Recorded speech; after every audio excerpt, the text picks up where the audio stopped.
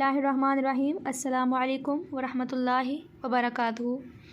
اللہم صلی علی محمد وعلی آل محمد کما صلیت علی ابراہیم وعلی آل ابراہیم انک حمید مجید۔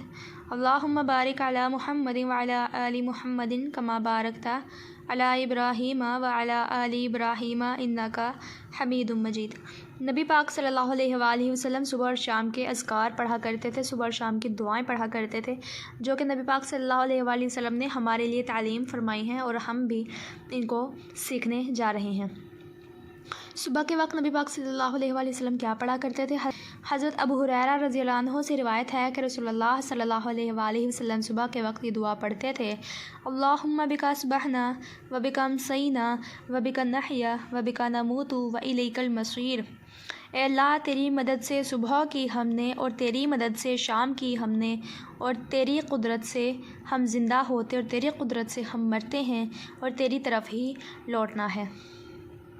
شام کے وقت نبی پاک صلی اللہ علیہ وآلہ وسلم کیا پڑھتے تھے؟ اللہم بک امسینا وبک اصبحنا وبک نحیا وبک نموت والیک النشور۔ اے اللہ، تیری مدد سے شام کی ہم نے اور تیری مدد سے صبح کی ہم نے، اور تیری قدرت سے ہم زندہ ہوتے ہیں اور تیری قدرت سے ہم مرتے ہیں اور تیری طرف ہے جی اٹھنا۔ تو یہ دعائیں آپ بھی یاد کیجیے اور صبح شام ضرور پڑھا کیجیے۔